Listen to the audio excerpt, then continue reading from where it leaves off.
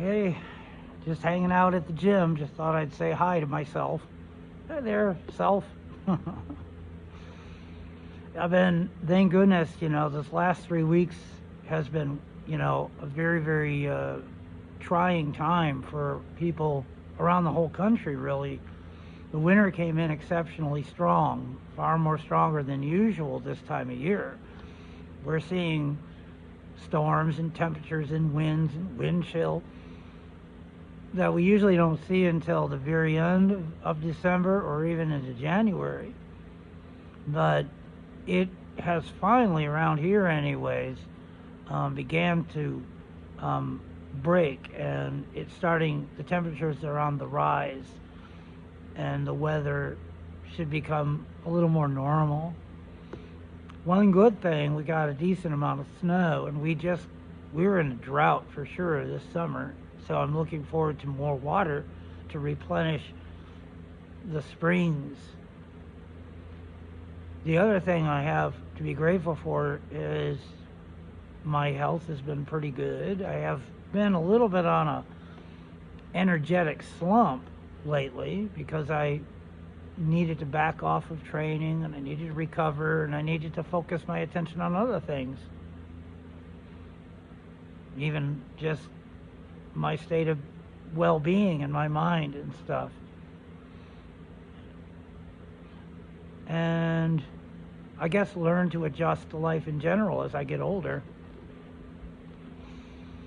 But one good thing, the last 3 weeks, I've had 2 different friends that I've been able to stay with, and I haven't had to face the stealth camping quite yet during the winter time or during this. It was a wonderful summer, and then I had that Indian summer just before Thanksgiving in Johnsonburg as a sort of practice run and a sort of goodbye to the beauty of the summer stealth camping and the autumn and stuff. It was wonderful. It could not have been better. The summer couldn't have been better. That last little Indian summer that I had in the mountains of Johnsonburg, it was for, I guess, 5 days. I probably was up there. But after that, went Thanksgiving with my friend, I stayed with her for a little while. I sure am glad, because the weather got bad right after that. And it's just been consistently bad for about 3 weeks. And I haven't had to stay in it outside, because I had my friend for a while. And in a previous video, which I've privatized, it's too much private business and stuff, but I mentioned that my friend ended up going off her meds, and when that happens, you got the chemical imbalance, and you get the withdrawals from the medications, and it makes you irrational and very difficult to be around and difficult to be around.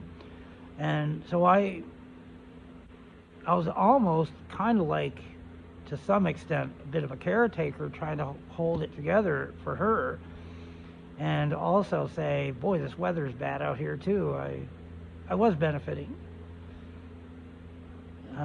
But at one point I had to skedaddle. I had to just get out of there for my sake, and as well as probably for hers. Maybe she had to know that maybe she missed me when I'm gone or something like that. But I didn't exactly plan on it, but I have another friend who I've known for years, and I went over a couple of times to his place this summer and kept in touch. But he was an old roommate who used to have a duplex in Johnsonburg, and I stayed with him on and off for years. And he's got a new place, and he moved from Johnsonburg over to here to St. Mary's. And it's a pretty roomy place, but it's all on one floor. When the place that he had before was a duplex, and it was 2 stories with an attic, and the attic was sort of like equipped. It had like paneling and stuff. No, not paneling, drywall, and it had some carpeting. So I just stayed up on the 3rd floor in the attic. So I was out of his hair, and there was always, I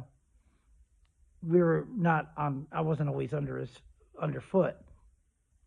So he's got this new place over here, and it's a decent place and all, but it's all on one floor. So he's been really good letting me stay there. But you got to have the instincts when, one thing about me is I'm very, very careful with people. I'm very thoughtful.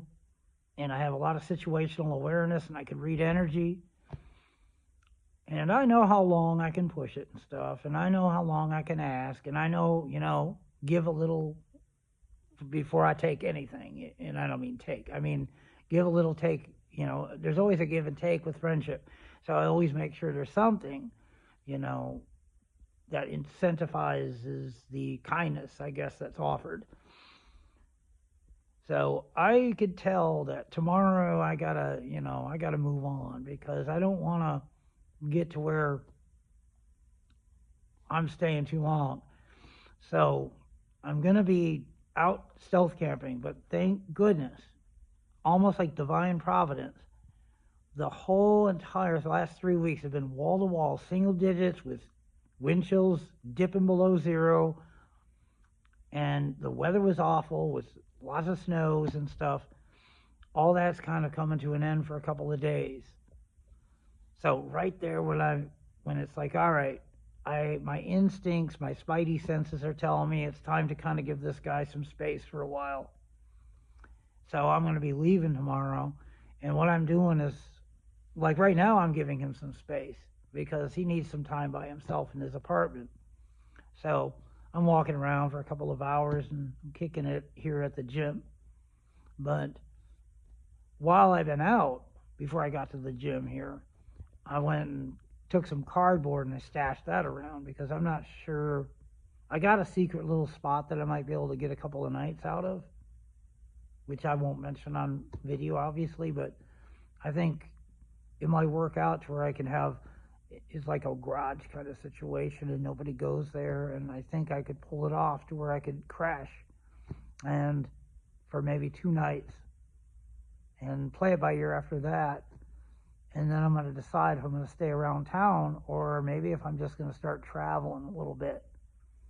The problem with winter travel, the sucky part about it, is if it starts getting cold, those temperatures drop, you carry a jug of water into the woods so that you can survive. If there's no water source like right near you, what are you going to do? You can only carry so much water, and you got to wedge it kind of in your bedroll or something, and that'll keep it from freezing for a while.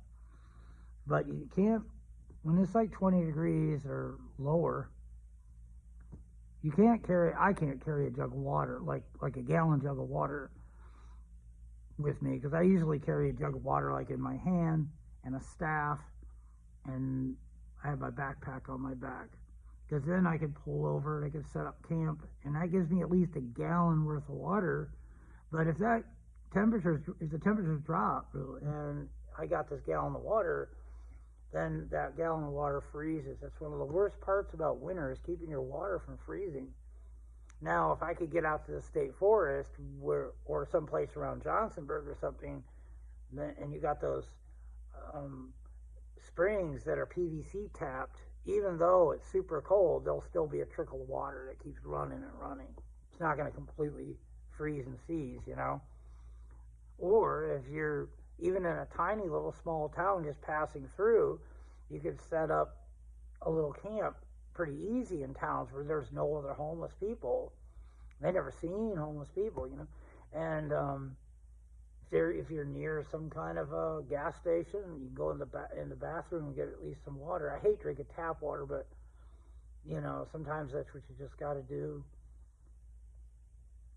and live a little hand to mouth. But you don't need as much food as we think. I think people in America, especially, we've grown accustomed to the hunger, to responding or reacting to the hunger in our mind before the hunger truly begins in our body. So I think actually me going out and going a little hungry might be interesting. It can expand my consciousness and even raise it to higher plateaus of enlightenment, and it can detox me. Anyways, the friends that I have that have been so kind, to let me stay around, their biggest problem right now with me staying, for instance, with the friend that I'm with now, he's got a disposition issue. Everything is depressed. Everything is down. Man, even when misfortune is is settling right on my shoulders, I'm not going to let it um, diminish or, even worse, extinguish my more pleasant disposition. And I don't think you have to let the goodness of a good disposition, a pleasant disposition, completely just be extinguished simply because a little misfortune or boredom or life has lost its luster, has settled on your shoulders. It affects so much. Every grunt, groan, moan to himself in the other room, I hear it's just a negative disposition. And it's not because I'm there. It's not. He's just like this. And as he gets older, he just thinks that life really is senseless and meaningless, and I'll just wake up and do the same thing every day. So even if he says, hey, stay, I might be like, it's just not worth. I think the difficulty is to bear it. Somebody else's deteriorated disposition. There's no happiness. There's no joy. There's no hanging out and chat and having a chit chat. I mean, working through trauma or your shadow work and things, problems that are there. Being honest. I don't mean let's candy coat things to have a good disposition and just have a artificial smile. I certainly don't mean that stuff. I mean, just don't let, or I can't, certainly, speaking for myself, I can't let and I can't be around people too long that let a little misfortune, boredom, or life has lost its luster and it's all settled in on your shoulders as you're getting older, just ruin the disposition, being around people that do it or letting that happen to myself. The first thing I try to remember, and nobody's successful at this all the time. I am not always successful. But I usually spend pretty long durations of time at this, being successful at it, is gratitude first. I think gratitude is the forerunner of humility. So gratitude first for the small things, for the things that are easy to overlook. And then the next step is aimed toward a more humble state of mind. And then from gratitude to humility, then you can achieve a state of remarkable calm in the midst of any kind of chaos. Even bad fortune, or let's say a bad medical diagnosis or something. And because you begin to just trust life, and you know that we're really not a factor in all of this. And then the disposition is not as big of it's not so difficult to keep a pleasant disposition, even if things don't have really much luster in them anymore. Anyways, that's my advice. And I wish my friend didn't have this problem. I just do not have an issue with disposition.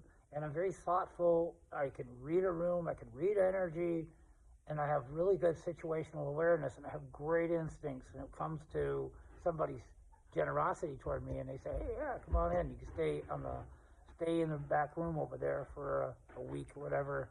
I can tell when it's time to go. But my friend's disposition isn't changed because I'm there. He's just always like this, and I really like him, or he's got potential, but it wears on somebody, it doesn't cause me to doubt. I can't expand my consciousness because I have to restrict, And my other friend, she's got her issue with the medication withdrawal because she went off of her meds and they haven't got them, rebalanced or restructured or whatever they have to do. She's probably going to have to get that taken care of. Other than that, I'm thinking, maybe me and my happy, joyful disposition might just start hiking down the road. I haven't had to deal with it yet this winter. I really had a lot of fortune with my friends, with both of my friends. And, I mean, I know that's a tad bit of a complaint. it's because it's a character that is so preventable and easily changeable, and they just won't do it because of stubbornness, you know. They got into the rut and into the habit of doing it, and it's just a path of least resistance. We can become almost addicted to the groans and the complaints. So, anyway. Hey, there's my friend now. Anyways,